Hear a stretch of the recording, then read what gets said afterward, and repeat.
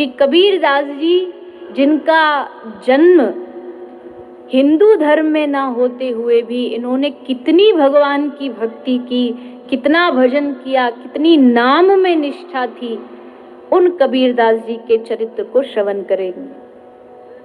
कबीरदास जी के जीवन को लेके कुछ लोग में थोड़ा संशय है। कई लोग आज भी कबीरदास जी के जीवन को रूखा, उनको केवल ज्ञानी मानते हैं कि वो भक्त नहीं थे, बस ज्ञानी थे। कबीरदास जी के चरित्र को अगर आप भक्तमाल में पढ़ेंगे तो कबीरदास जी भगवान के श्रेष्ठतम भक्तों में से एक है, रसमय भक्तों में से एक है। कबीरदास जी बुद्धि से अत्यंत गंभीर थे और उनका हृदय भक्ति से परिपूर्ण था। जाति पाति सबको विवाद समझ के त्याग करके एकमात्र निष्ठा से कबीरदास जी भजन करते थे। इनका प्रागट्य हुआ ज्येष्ठ पूरन मासी को सोमवार को। 1455 साल गए, चंद्रवार एक ठाट ढये, जेठ सुधी वरसायत को पूरन मासी प्रगट भय। अब इनका प्रागट्य कैसे हुआ, इसके विषय में भी कई लोगों के अलग अलग भाव हैं, कई कथाएं हैं कबीरदास जी के प्रागट्य की। पहली जो कबीरदास जी के प्रागट्य के संबंध में जो कथा आती है वो इस प्रकार है। पूज्यपाद श्री रामानंदाचार्य जी,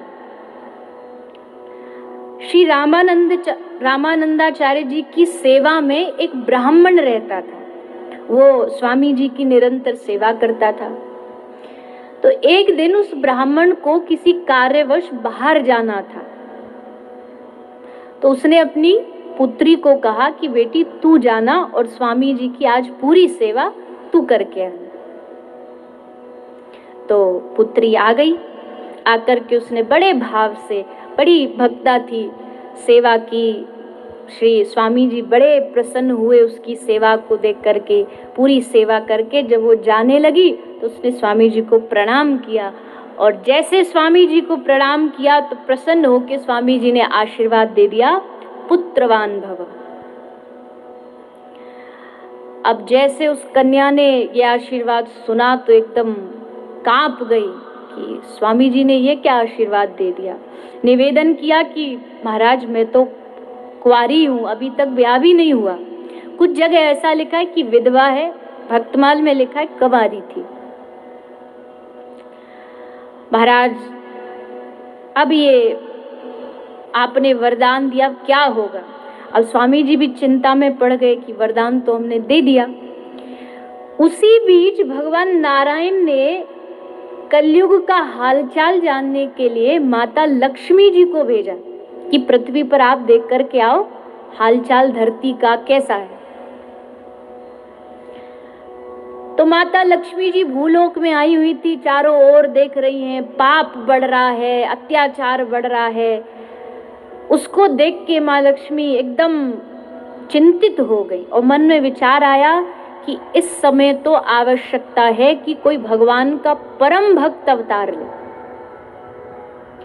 ये सोच करके लक्ष्मी जी विहार करती करती श्री रामानंदाचार्य जी के आश्रम कुटिया में पहुंच गई और देखा तो स्वामी जी चिंता में बैठे थे, उसी चिंता में जो वरदान दिया था। लक्ष्मी जी ने पूरा हालचाल जाना, देखा कि वो कन्या भी सामने खड़ी है, तो एक तुलसी पत्ता लिया और उस तुलसी पत्र को उस कन्या को दे दिया। कन्या उस तुलसी पत्र को लेके अपने आंचल में छुपा करके अपने घर की ओर आ रही थी।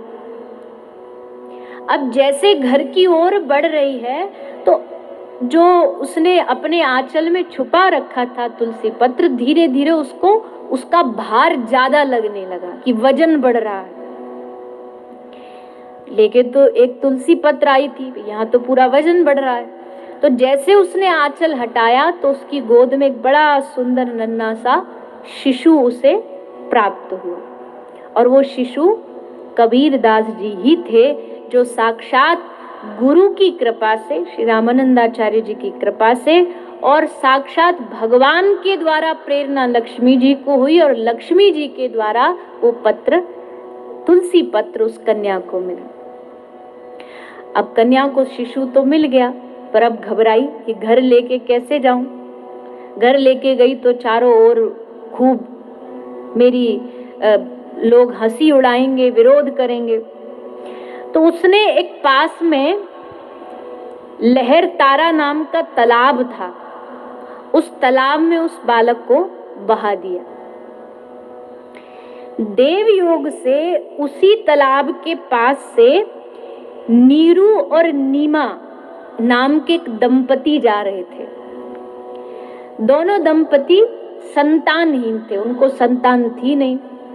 जैसे बालक की नीरू और नीमा को रोने की आवाज आई तो रुक गए और देखा तो एक शिशु कमल के पत्ते पर मुस्कुरा रहा है।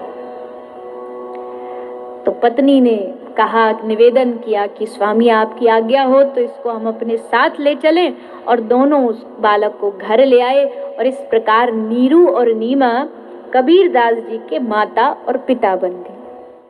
आज आपको एक ऐसे रहस्य के बारे में बताने जा रहे हैं जिसे विश्वास करना शुरू में शायद आपके लिए आसान न हो, लेकिन यदि आप बिना किसी पूर्वाग्रह के तथ्य को देखेंगे तो आपका जीवन आज ही एक अद्भुत शांति महसूस करेगा। क्योंकि जीवन का सबसे महत्वपूर्ण कार्य है भगवान, उस भगवान को प्राप्त करना जो कुल का मालिक है। आज आपके मन मस्तिष्क में उठने वाले सवाल का उत्तर देने जा रहे हैं। सबसे पहले ये जानना जरूरी है कि भगवान कौन है। आज आपको ये भी बताएंगे कि आज तक आपको भगवान के बारे में भ्रमित करने वाले तथाकथित धर्म गुरुओं का क्या स्वार्थ था। आखिर द्वापर युग में परमात्मा ने प्रकाट्य की लीला कैसे की, क्या भगवान माँ के गर्भ से जन्म लेते हैं। इन सब रहस्यों की गुत्थी को परत दर परत सुलझाएंगे। आइए शुरू करते हैं। भक्ति काल के प्रसिद्ध संत जिन्हें आज जनमानस संत कबीर कहता है, वे वास्तव में केवल संत नहीं थे। कबीर साहब असाधारण प्रतिभा के धनी जिनकी शिक्षाप्रद वाणियां बचपन से ही सिखाई और पढ़ाई जाती हैं।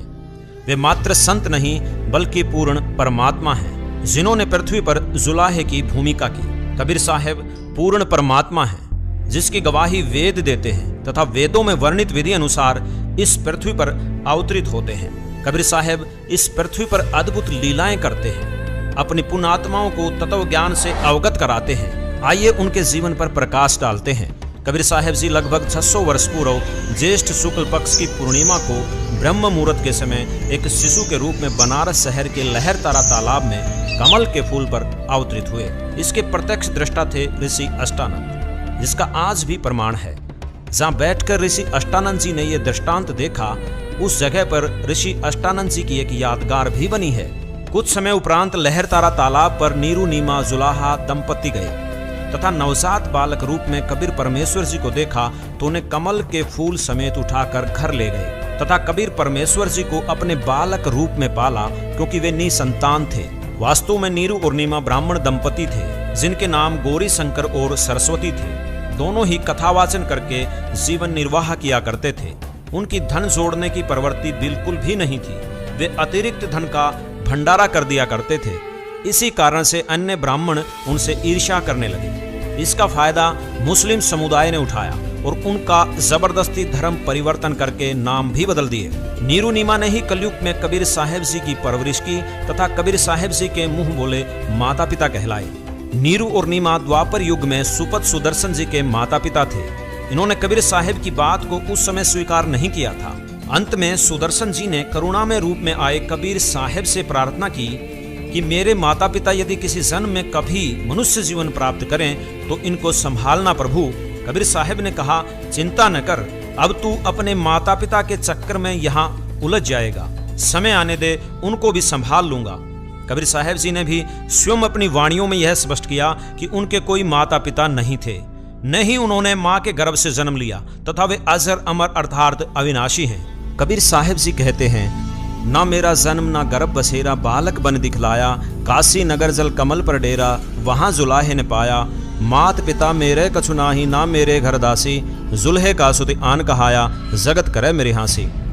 इसके अतिरिक्त आदरणीय संत गरीबदास जी महाराज की वाणियों में व नानक देव जी की वाणियों में भी कबीर साहब की लीलाओं, जीवनी और परमात्मा होने के संपूर्ण साक्ष्य उपलब्ध हैं। कुछ लोगों का मानना है कि कबीर साहब जी की पत्नी भी थी जिनका नाम लोई था, जिसका जिक्र कबीर जी की वाणियों में है, लेकिन यह मात्र एक भ्रमणा है। संतों की वाणियों में लोई शब्द स्त्री के लिए प्रयोग होता है। जैसे आदरणीय संत गरीबदास जी की संध्या आरती में एक वाणी है, दास गरीब कहे नर लोई, यो पद चिन्ह बिरला कोई। अर्थात अपनी वाणियों के माध्यम से नर पुरुष तथा लोई महिला के लिए संबोधित करते थे। कबीर परमेश्वर जी की वाणियों में भी लोई शब्द का प्रयोग स्त्रियों के लिए हुआ है। कबीर साहब की मुंह बोली 2 संतान थी, पुत्र कमाल और पुत्री कमाली, जिसे स्वयं कबीर साहब जी ने अपने आशीर्वाद से जीवित किया था। एक समय दिल्ली का राजा सिकंदर लोधी के धार्मिक गुरु शेख तकी ने कहा कि मैं तो कबीर साहब को तब खुदा मानूं जब मेरे सामने किसी मुर्दे को जीवित कर दे। तभी एक दरिया किनारे लगभग 12 वर्षीय लड़के का शव बहता हुआ जा रहा था। उसी समय कबीर साहब ने कहा कि हे जीवात्मा, जहां भी है कबीर हुक्म से इस शव में प्रवेश कर और बाहर आ जा। तुरंत ही वह 12 वर्षीय लड़का जीवित होकर बाहर आया और कबीर साहब के चरणों में दंडवत प्रणाम की। सब उपस्थित व्यक्तियों ने कहा कि कबीर साहब ने कमाल कर दिया। उस लड़के का नाम कमाल रख दिया तथा कबीर साहब ने उसे अपने बच्चे के रूप में अपने साथ रखा। इसी प्रकार लगभग 13 वर्ष की कमाली, जो मुस्लिम धर्म के धार्मिक गुरु शेख तकी की बेटी थी, किसी कारणवश मृत्यु को प्राप्त हो चुकी थी। लगभग 15 दिन से ज्यादा कब्र में दबे हो चुके थे। शेख तकी ने कहा, यदि कबीर मेरी बेटी को जीवित कर दे, मैं तथा सर्व उपस्थित व्यक्ति भी इस कबीर की शरण में आ जाएंगे, अन्यथा इस काफिर को सजा दी जाए। कबीर साहब जी को पता था ये काफिर है, सत्य मार्ग स्वीकार नहीं करेगा। इस भ्रम को तोड़ने के लिए हजारों की संख्या में उपस्थित भक्त समाज के सामने कब्र फुड़वा तुड़वा कर उस शव को अपने आशीर्वाद देकर जीवित कर दिया। तब सभी उपस्थित व्यक्तियों ने कहा कि कबीर साहब ने कमाल कर दिया, कमाल कर दिया। कबीर साहब ने उस लड़की का नाम कमाली रख दिया।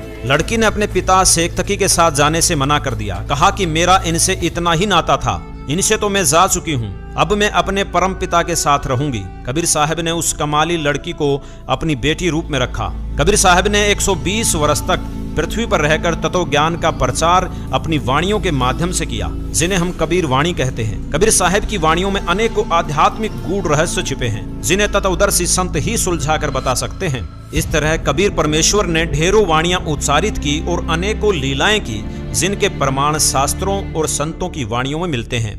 कबीर परमेश्वर ने मृत गाय को जीवित किया, 2 मृत शवों को जीवित किया, काशी में 18 लाख विभिन्न साधु संतों को भंडारा कराने की लीला की, जिसमें प्रत्येक व्यक्ति को प्रत्येक भोजन के बाद एक स्वर्ण की मोहर व एक दोहर दी।